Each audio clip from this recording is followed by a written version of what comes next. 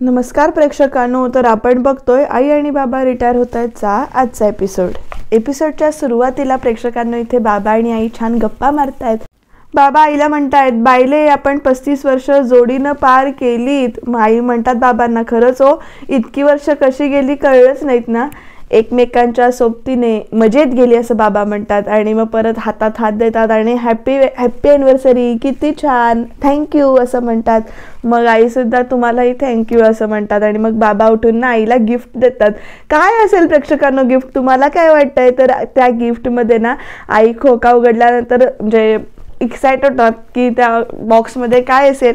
तर ना आईंच्या आवडीचा सगळा खाऊ आहे त्याच्यात. उघडून बघितल्यावर तिथे दिसतं चॉकलेट. मग आई म्हणतात, अरे सगळा माझ्या आवडीचा खाऊ आणलाय तुम्ही, सगळे म्हणजे आवळा वगैरे सगळं काय काय असतं त्याच्यात. मग आईसुद्धा खुश होतात, सगळा माझ्या आवडीचा खाऊस आहे. मग बाबा म्हणतात, हो माहिती आहे मला, म्हणून तर मी खास तुझ्यासाठी मागवलं हे सगळं. मग आई विचारतात, माझ्यासाठी?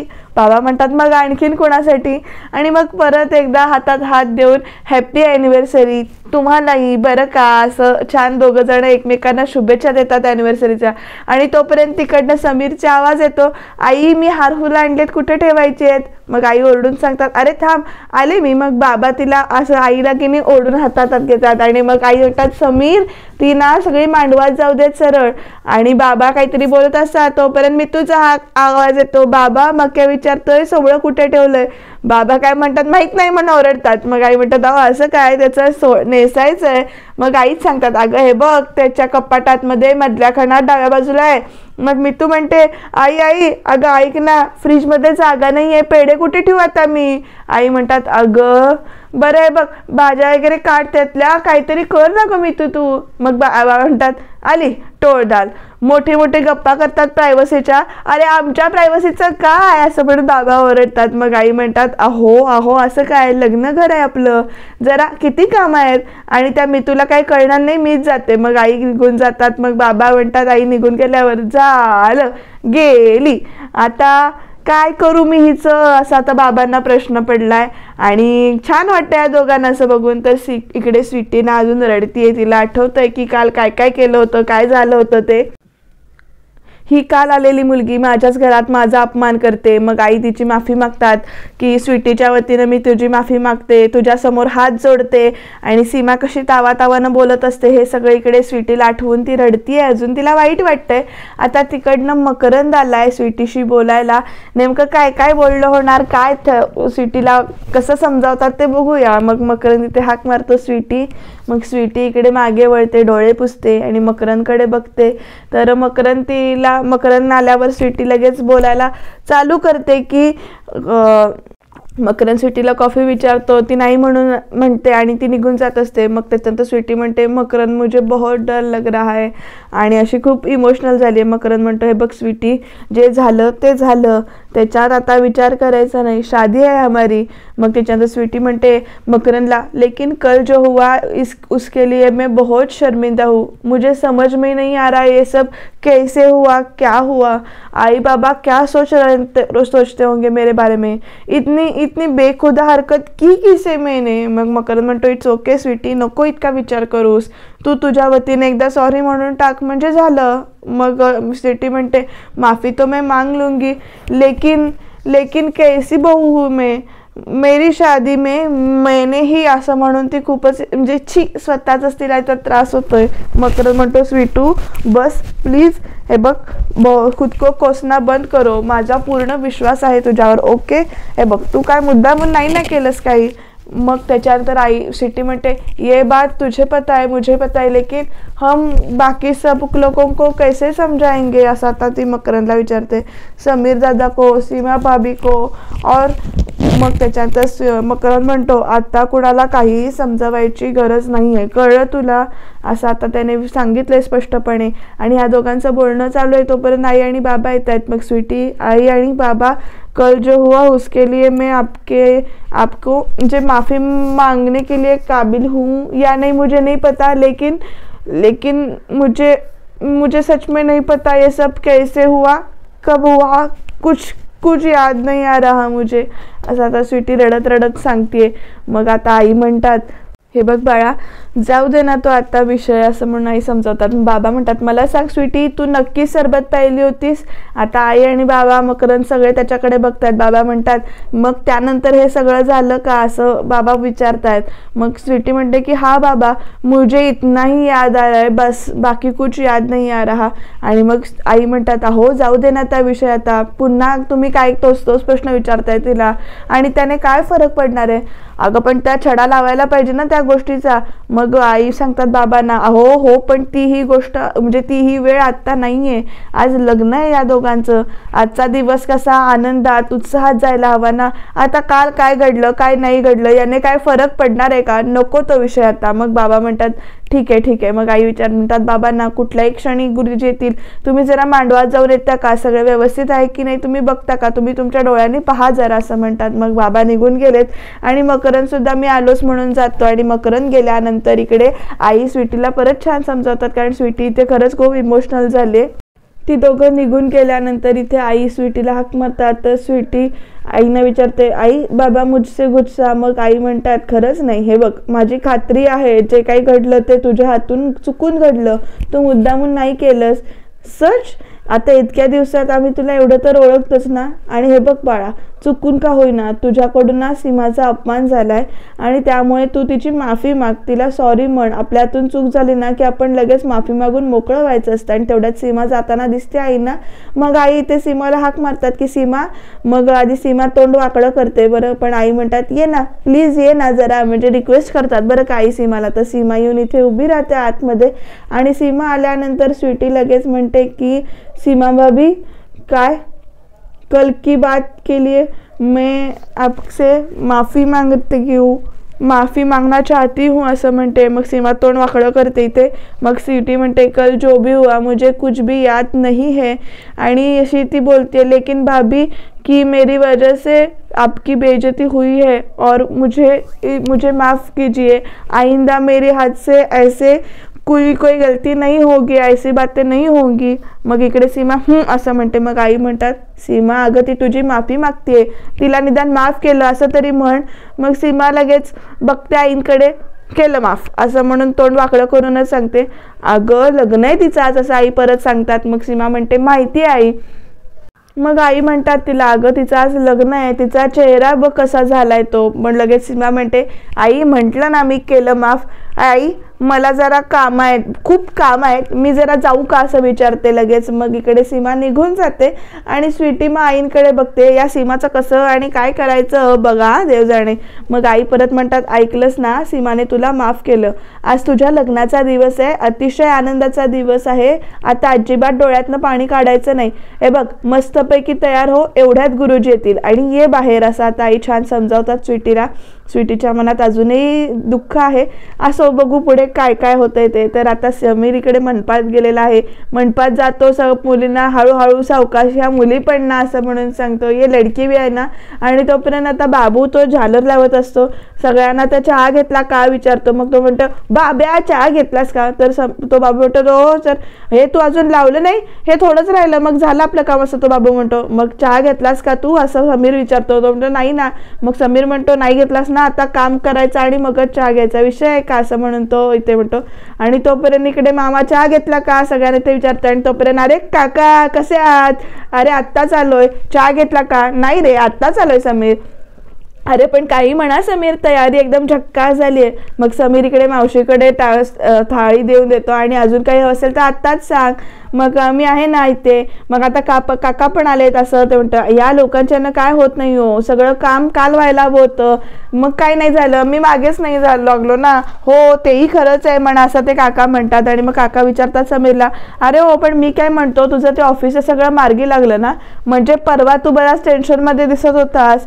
मग समीर असा गप्प होतो एकदम आणि म्हणतो की हो मार्गी लागलंय, तसं माझा मित्रच आहे ना तो, त्याला सांगितलंय मी प्रेझेंटेशन दे म्हणून आणि समजून सांगितलंय मी त्याला सगळं. मग काका म्हणतात, हो बरं तो विश्वासातला आहे ना, असं विचारतात काका समीरला. समीर लगेच हो असे मान डोलावतो, म्हणजे एकाच दिवसाचा प्रश्न आहे, एक दिवस झाला की मग आहेच की परत ऑफिस वगैरे सगळं. मग काका म्हणतात, मग ठीक आहे. मग समीर म्हणतो, काका तुम्ही जर आतमध्ये जाल का, बाबांना मदत करता का, बघा इथे व्यवस्थित, असं म्हणून काका सांगून जातात समीरला आणि समीर 2 मिनिटं टेन्शनमध्येच आहे. आणि मग त्याच्यानंतर प्रेक्षकांना इकडे मावशीची हाक येते, समीर अरे आंब्याचे डहाळे आणायचे, त्याचे राहिलेत आंब्याचे डहाळे. मग समीर म्हणतो हो हो आणतो झाडच आणतो अख्खं असं म्हणतो आणि तो निघून जातो. बरं का इथून छान वाटते, अशी सगळी लग्नाची मजा करतायत, तयारी करतायत ते बघायला. तोपर्यंत मकरंद इथे आईला शोधतोय, आई कुठे गेलीस? तर अगं काय रे काय झालं मला सांग, मंगळसूत्र कुठे आहे? नाही म्हणजे गुरुजी आल्यानंतर गडबड नको, तू देणार होतीस ना मला. मग आई म्हणतात अरे नको काळजी करूस येईल. मग मकरंद त्याच्यात एक मिनिट येईल म्हणजे असं तो विचारतो, काय कुठे कोणाकडनं येईल? तोपर्यंत इथे कोण आले प्रेक्षकांना? कला आणि अद्वैत आलेत. चांदेकर ज्वेलर्स मधनं येईल असं म्हणून 2 जण म्हणतात आमच्या दुकानातून. लगेच कला पण म्हणते अरे अद्वैत कला या या या असं म्हणून मग दोघांना इथे आत घेतलं जातं. मग आई म्हणतात काय वेळेवर आलात तुम्ही? तर कला आणि अद्वैत आलेत बसत. मग आई ओळख करून देतात, मकरंद हे अद्वैत चांदेकर ज्वेलर्सचे ओनर आणि ही कला त्यांची मिसेस. आणि मग आई पुढे सांगतात हा माझा धाकटा मुलगा, याचंच लग्न आहे. मग स्प्लिट सीट असं म्हणून सगळे सांगतात, कॉंग्रॅच्युलेशन वगैरे करतात. इथे 2 जण बसलेत. आई त्यांना पाणी नेऊन देतात. आणि मग ते आई म्हणतात मला असं वाटलं होतं की तुम्ही कुणाकडून तरी पाठवून द्याल पण तुम्ही स्वतःच आलात. मग लगेच अद्वैत इथे म्हणतो काकूंना, अहो काकू इतकी वर्ष तुम्ही आमच्या दुकानातून दागिने घेऊन जाताय आणि यावेळी म्हटलं आपण स्वतः जाऊन त्यांना तुम्हाला सरप्राईज द्यावं. बरं मी ठुशी पाठवल्या त्या तुम्हाला आवडल्या का? तुमच्या सुनांना आवडल्या का? मग आई म्हणतात हो खूप आवडल्या. मग लगेच कला विचारते आणि त्यातले खडे मी स्वतः म्हणजे मी मुद्दाम वेगळे निवडले होते. मग लगेच अद्वैत म्हणतो बोललीस? मग कला म्हणते का खोटं आहे? मग अद्वैत तिला म्हणतो मी म्हटलं का तसं? असं म्हणून 2 जण तिथेच चालू करतात बरं का भांडायला. काकू हे घ्या तुमच्या सुनेचं मंगळसूत्र असं म्हणून इथे अद्वैत पिशवी देतो. मग इथे बाय द वे याचे किती पैसे झाले असं मकरंद विचारतो. आणि मग आई म्हणतात अरे तू काळजी करू नको सगळा हिशोब झालाय असं म्हणतात. मग इकडे अद्वैत पण मान डोलवतो. मकरंदला कळत नाही हिशोब झाला कधी. मग त्याच्यानंतर आई म्हणतात अरे यांच्या दुकानात ना आमची भिशी असते सोन्याची माझी. मग त्याच्यानंतर अद्वैत सांगतो एक्झॅक्टली काकूना नेहमी थोडे पैसे जमा झाले की एखादा दागिना विकत घेतात म्हणजे कसं एकदम मोठा खर्च यायला नको म्हणून, त्यामुळे सगळा हिशोब झालेला आहे. काकू एकदा प्लीज चेक करून बघा ना की कसं आहे मंगळसूत्र. मग लगेच कला म्हणते काकू मी डिझाईन केलंय हा ते मंगळसूत्र. मग लगेच अद्वैत म्हणतो की परत बोललीस तू? मग कला म्हणते आणि माझं पूर्ण बोलूनही झालेलं नाहीये. आणि मग ती सांगते डिझाईन मी केलंय पण चांदेकरांनी त्या बरकूम तसं परफेक्ट बनवलंय सुद्धा ते. मग आई म्हणतात हो हो हो कळलं, मी लगेच दुसऱ्याचं क्रेडिट घेत नाही असं म्हणून इकडे कला अद्वैतला म्हणते आणि अद्वैत लगेच तिला आभार म्हणतो. कला म्हणते असं आभार बिभार सगळ्यांसमोर कशाला बोलू चाललंय तुझं? मी पण असं कोणाकडून काम करून घेत नाही, त्याचं क्रेडिट त्याला देतोच असं म्हणून 2 जण भांडतात. आणि मग त्याच्यानंतर आई म्हणतात अरे हो हो तुम्ही दोघांनी मिळून केलं ना मग छानच असेल काही काळजी करू नका. मग त्याच्यानंतर कला म्हणते सॉरी हा काकू आम्ही आपले भांडायला लागलो. मग त्याच्यानंतर आई म्हणतात अरे सॉरी काय त्यात, आम्ही या वयातही भांडत असतो, तुमचं तर आत्ता कुठे सुरू झालंय असं म्हणतात. आणि मग त्याच्यानंतर आई म्हणतात की हो पण या अशा गोड भांडणांमुळेच तर नातं आणखीन घट्ट होतं बरं का. आणि असं म्हटल्यानंतर मग अद्वैत म्हणतो म्हणजे? मग आई म्हणतात अरे नवरा बायकोच्या नात्यात जितकं प्रेम महत्वाचं असतं ना तितकंच ही छोटी छोटी भांडणं सुद्धा महत्वाची असतात. आणि जे आपण आयुष्यभर नातं जपायचं त्याच्यात थोडासा मोकळेपणा नको का? आणि त्याच्यात मोकळेपणा आहे याचा पुरावा म्हणजे ही अशी छोटी छोटी भांडणं. त्यामुळे मोकळेपणाने एकमेकांशी भांडत राहा आणि हो एकमेकांना मोकळेपणाने माफ सुद्धा करा असं म्हणून सांगतात आई. छान सांगितलंय. मग लगेच कला म्हणते ऐका चांदेकर. मग अद्वैत म्हणतो तुम्ही ऐका ना खरे या दोघांचं भांडण. मग दोघं एकदम म्हणतात काकू प्लीज तुम्ही मंगळसूत्र बघा. मग आई इथे छान अशी मंगळसूत्राची ती पेटी उघडतात आणि मग म्हणतात अरे वा खरंच खूप छान मस्त नाजूक असं डिझाईन आहे मंगळसूत्राचं. कला खूप सुंदर झालंय बरं का डिझाईन असं आई म्हणतात. आणि बघ रे असं म्हणून इकडे मकरंदला देतात मंगळसूत्र. मकरंद पण म्हणतो खूप सुंदर झालंय. आणि स्वीटी नवऱ्या मुलीलाही दाखवा असं म्हणतात. मग आई स्वीटीला हाक मारतात स्वीटी इकडे ये. मग जी आई आपने बुलाया. मग आई म्हणतात तू तिकडे काय करत होतीस? अरे तेरा लग्न आहे ना स्वयंपाकघर में क्या कर रही तू, इधर आ असं म्हणतात. आज बिलकुल ही काम करने का नहीं. ये देखो ये है अद्वैत चांदेकर ज्वेलर्स के ओनर और ये है कला. ये देखो ये तुम्हारा मंगलसूत्र असं म्हणून आई छान असं मंगळसूत्र उघडून दाखवतात स्वीटीला. स्वीटी पण ते मंगळसूत्र बघून खूप खुश होते आणि आईंकडे प्रेमाने बघते आणि मग म्हणते आई खूप छान आहे. मकरंदकडे सुद्धा बघते बरं का प्रेमाने. आवडलं का आई? ये तो बहुत प्यारा है असं म्हणते और इसका डिझाईन भी अलग है. आणि मग असं सांगितल्यानंतर आई स्वतः म्हणतात की डिझाईन कलाने स्वतः केलंय बरं का. मग त्याच्यानंतर स्वीटी म्हणते थँक्यू सो मच कलाजी, यू आर मोस्ट वेलकम. तुम्हाला तुमच्या नवीन आयुष्यासाठी खूप शुभेच्छा. असं आता कला आणि चांदेकर दोघं जण इथे त्यांना गिफ्ट देतात. Wish you both happy married life म्हणतात. मग त्याच्यानंतर मकरंद थँक्यू म्हणतो आणि मग कला आणि अद्वैत निघू म्हणतात. मग लगेच मकरंद विचारतो लगेच निघू काय? मग अद्वैत म्हणतोय काकू ॲक्च्युली आम्हाला थांबायला आवडलं असतं पण थोडीशी कामं आहे त्यामुळे जावं लागणार आहे, निघावं लागणार आहे, सॉरी. मग आई म्हणतात पण या पुढच्या वेळेला आलात की काहीतरी खाऊन जायचं हा असं म्हणून मग दोघं जण ते छान नमस्कार करतात आईंना. आई छान सुखीदा असा आशीर्वाद देतात आणि मग इकडे कला आणि अद्वैत निघून जातात. मकरंद आणि स्वीटी उभे आहेत तिथेच आणि मंगळसूत्र बघतायत, हसतायत दोघं एकमेकांकडे बघून. सुंदर आहे ना असं मकरंद विचारतो स्वीटीला. तर स्वीटी म्हणते हो बहुत सुंदर आहे म्हणून. तर नवरी मुलगी तयार होतीये, मितू तिला तयार करते. तिकडनं दाराची टकटक होते. मितू स्वीटी आवरलं का असं आई विचारते. मग दार उघडलं जातं आणि आई विचारतात अगं काय झालं की नाही, आवरलं की नाही तुझं? अगं हे काय सगळंच काय करायचं राहिलं काय ग मितू? मग त्याच्यानंतर मितू म्हणते अगं ती मला विचारत होती की साडी कुठली नेसायची. तर मी तिला सांगितलं की पिवळी साडी नेसायची आहे, पण ती म्हणाली की तू काहीतरी वेगळा शब्द वापरला होतास.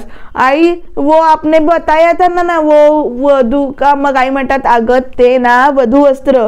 मग त्याच्यानंतर लेकिन वो हमारे पास अभी कहाँ है असं स्वीटी विचारते. मग आई म्हणतात अगं हे काय तू नेसलीस तेच.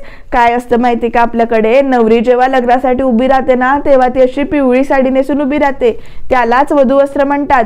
आणि ही साडी कोण देतं माहितीये का? मुलीचा मामा देतो ही साडी. मग इथे स्वीटी हसते आणि मग त्याच्यात आई म्हणतात तुला ही साडी ना भाऊ काकाने दिली. मग आई भाऊ काका को मेरी तरफ से थँक्यू बोल ना असं म्हणते. आणि मग मी तू म्हणते बघितलं सांगितलं होतं ना मी. अगं वधू वस्त्र ऐकून ती कन्फ्युज झाली. मग आई म्हणतात अगं पण काय चाललंय, अजून दागिने नाही घातले, किती वेळ लागतोय मी तू, चल चल चल आपण मिळून करूया असं म्हणून आई म्हणतात. आणि मग इथे दोघी मिळून इकडे स्वीटूला तयार करतात. मस्तपैकी अशा छान अशा बांगड्या घालतात. एक हातात घालते, एका हातात घालते इथे बांगड्या. मग त्याच्यानंतर गळ्यातलं घातलं जातं, कानातले घातले जातात मस्तपैकी. स्वीटी मात्र खुशीत आहे बरं का, कारण स्वतः सासूबाई आणि नणंदबाई तयार करतायत स्वीटीला. छान वाटतंय बघून. तुम्हाला कसा असा अनुभव कधी आलाय का ते कमेंटमध्ये नक्की सांगा बरं का. जोक्स अपार्ट पण स्वीटी आता छान तयार होते इथे आणि कानातले सुद्धा असे छान घातले गेलेत. नथ घालते ती सगळ्यात शेवटी इथे आणि बांगडा घातल्यावर अशी छान अशी वाजवून बघते. त्याच्यानंतर मितू आणि आई मिळून तिला असं छान मस्तपैकी गळ्यातलं घालतात. आणि मग आई स्वीटूला विचारतात अगं ती ठुशी कुठे मी तुला दिलेली? मग स्वीटी वो ठुशी मी कुठे ठेवली मला आठवत नाही. आता काय करायचं या मुलीचं, ठुशी ठेवली कुठे आठवत नाहीये. सोन्याची ठुशी एवढी आणि ती आठवत नाही म्हणूनच सांगते पहिल्यांदा. आणि मग आई वो रखी तो थी मुझे आई मेरा दिमाग नहीं काम कर रहा है. घ्या लग्नाच्या आधी ही अवस्था, लग्नानंतर काय करणार आहेस असं. आणि मितू चिडवते तिला. मग आई म्हणतात बघ नको का चिडवूस तिला, तू इथे ये बस शांतपणे नीट आठवायचा प्रयत्न कर. कुठे ठेवली होतीस? या ड्रॉवर मध्ये ठेवली होतीस का? कुठे ठेवली होतीस? आठव. वो ठुशी कबड में तो नाही आहे. मग कुठे आहे? हा याद आहे असं म्हणते. एक मिनिट म्हणते. आणि मग त्या कपाटात ड्रॉवर मधनं इकडच्या स्वीटी अशी ठुशी काढून देते. यही रखी थी और मैं भूल गई. आता बस घे ग मितू असं म्हणते. आणि मग त्याच्यानंतर मितू छान अशी ती ठुशी घालते. आई मागणं ती व्यवस्थित करतात. मग आई म्हणतात स्वीटूकडे बघून खूप छान. आणि मग ती नथ वगैरे घालायला लागतात. आणि मग आई म्हणतात खूप छान झाली की नाही मग आमची मराठमोळी सून तयार. बघू जरा आता उभी राहा, मला बघू दे तुझ्याकडे, बघू ये अशी ये असं म्हणून मग स्वीटीला असं उभं करतात. इथे स्वीटी छान तयार झाली, अशी गोड दिसतीये त्या नऊवारी साडीमध्ये, अशी बाहुलीसारखीच दिसते जरा कमी. मग आता आई परत एकदा म्हणतात छान तयार झाली आमची मराठी सून, खूप सुंदर दिसतीयेस. आणि मग तो पेटंट डायलॉग, तुला कुणाची दृष्ट नको लागायला असं म्हणून आपल्या डोळ्यातली काजळाची टीट काढतात आणि तिच्या कानाच्या पाठीमागे लावतात. असं मस्तपैकी स्वीटी तयार झाली. मिट्टू पण इथे छान हसतीये. आता लग्नाची तयारी झाली आहे बरं का. आता वधूवराला नवऱ्या मुलाला घेऊन या असं मांडपातनं सांगितलंय. मग बाबा इकडे मकरनला बोलवतात आणि जेव्हा मकरन सुद्धा असा छान तयार होतोय, मंडप इथे पाहुण्यांनी भरलेला आहे, मकरन तसा छान होऊन जेव्हा तयार होऊन बाहेर येतोय तर बाबा ना ते आपल्या मुलग्याचं रूप ना असं छान डोळ्यात साठवून घेतात. मस्त वाटते. आणि छोटी सानू पण छान नटली बरं का. सगळ्यांनी एका कलरचे ड्रेस वगैरे घातले, छान वाटतंय. मकरन पण छान दिसतं, असं डॅशिंग दिसतंय आणि आपल्या तोऱ्यात असतो असा येऊन उभा राहतो इथे. बाबा कौतुक करतात त्याचं, छान दिसतोय असं म्हणून. मग नंतर मंडपात चढल्यानंतर इथे अंतरपाठ झाला जातो. मकरनच्या बाजूने आणि मकरनच्या आणि स्वीटीच्या मध्ये भज्जे अंतरपाठ धरतात आणि मग नवऱ्या मुलीला घेऊन या असं म्हणून सांगितलं जातं. नवऱ्या मुलगी पण छान दिसते. नवऱ्या मुलीच्या पाठनं प्रभा मावशी, शमिका, आई असे सगळे आलेले आहेत. इकडे अनिकेत मकरनला खुणावतोय की तिकडे बघ म्हणून. मग सगळ्यांचं लक्ष इथे स्वीटीकडे जातंय आणि समीर पण छान म्हणतो, वा क्या बात है असं म्हणतो, म्हणजे छान दिसते म्हणून कौतुक करतो. आणि सीमाकडे बघून असतो तर सीमा अशी मुद्दाम दात मोठे करून असे खोटं हसून दाखवते त्याच्याकडे. आणि स्वीटीने एकदम चालता चालता थांबते आणि म्हणते की आज माँ और पिताजी की बहुत याद आ रही है असं म्हणते आणि रडायला लागते ती. आणि स्वीटी असं म्हणून आई तिला समजावत असतात. तर इकडे सीमा म्हणते, माहेरची आठवण येते का, थांब जरा, लवकरच भेट होईल असं म्हणते, काळजी करू नकोस असं स्वीटी म्हणजे सीमा अशी मान डोलवते. आणि मग आई म्हणतात, मा आणि बाबूजींची आठवण येणारच ना बाळा, हे बघ काळजी करू नकोस, हे बघ तुझ्या आणि मा आणि बाबूजींचा आशीर्वाद कायम तुझ्या पाठीशी असेल बाळा, काळजी करू नकोस तू, आजच्या दिवशी डोळ्यातनं पाणी नाही काढायचं असं आता आई छान तिला समजावतात. आणि म्हणतात, मी आहे ना तुझ्या बरोबर. जरासं वातावरण इमोशनल तिचे छान डोळे पुसतात, तिला समजावतात आणि दोघी इथे म्हणजे आई स्वीटीला घेऊन मंडपात यायला निघतात. आता उद्याच्या भागात प्रेक्षकांनो खरंच इंटरेस्टिंग असं घडणार आहे. त्याच्यासाठी तुम्ही एपिसोड बघायचे थांबवू नका, शेवटपर्यंत बघत राहा बरं का. कारण इथे उद्याच्या भागात शुभमंगल सावधान असं म्हटल्यानंतर इथे आता हार घालायच्या वेळेला एंट्री घेतली आहे स्वीटीच्या बाबांनी. आणि आता सीमाच्या चेहऱ्यावर आनंद पसरलाय की ज्याच्यामुळे तिचा प्लॅन सक्सेसफुल होणार आहे. ये शादी नहीं हो सकती असं आता बाबांनी सांगितलं. इकडे भाऊ पण तिचा असा चिडून उभा आहे. नेमकं काय काय होणार, खरंच असा टर्निंग पॉइंट येणार का, काहीतरी वेगळं घडणार का, ते आपण बघत राहूया, जाणून घेऊया. त्याच्यासाठी तुम्ही बघत राहा. आई आणि बाबा रिटायर होत आहेत आणि सबस्क्राईब करायला विसरू नका.